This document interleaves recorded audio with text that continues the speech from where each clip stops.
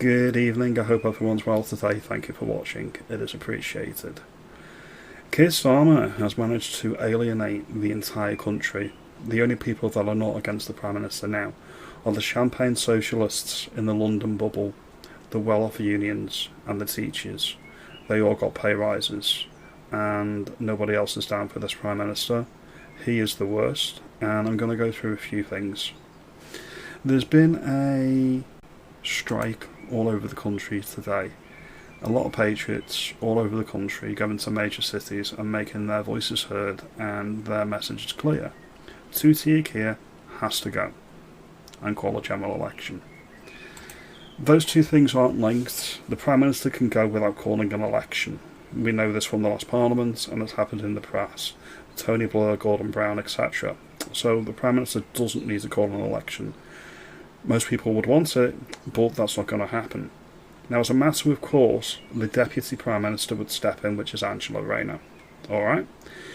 She wouldn't need to do a leadership election, she would step in by virtue of being Deputy. If there was a leadership election, she would have to win that, otherwise she'd be removed by a full-time replacement. My money would be Andy Burnham, personally, if he got parachuted into a safe seat. We had an article in the Mail today where Andrew Neil has called out the BS of this Labour government. 55 years in covering politics, I have never accused the UK government of routinely telling untruths, but Starmer and co have taken lying and gaslighting to a deplorable level. Well said. I recommend you read that article in the Mail if you can, it's a good read. What does he mean? Well, was the winter fuel payment being taken from the pensioners, was that in the manifesto? Was taxing the farmers into oblivion to bankrupt them and sell their assets to BlackRock or local councils at cut down prices? Was that in the manifesto?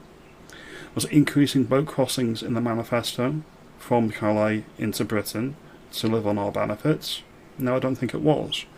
Was the net zero policies, the batshit bonkers net zero policies of Ed Miliband, were they clearly defined in the manifesto?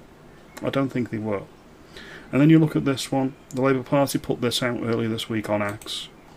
Energy bills are coming down. This is welcome news. Saving money for working families and businesses. We are going further and faster to tackle the cost of living and put money in your pockets, or more money in your pockets. I hate that turn of phrase.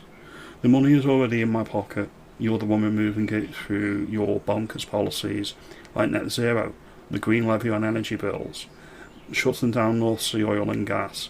All of these things make my fuel and the energy that we have to pay for more expensive.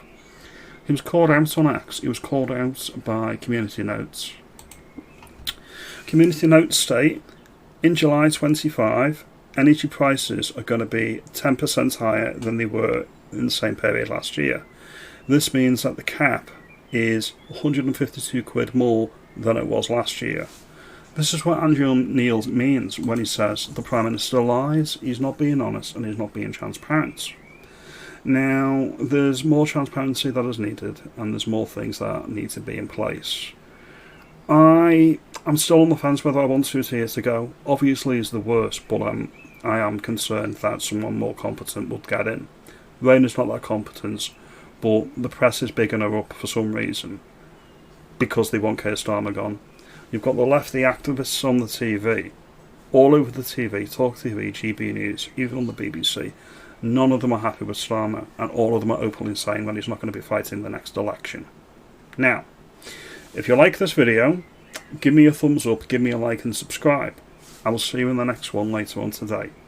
Have a good evening, and as always, thank you for watching.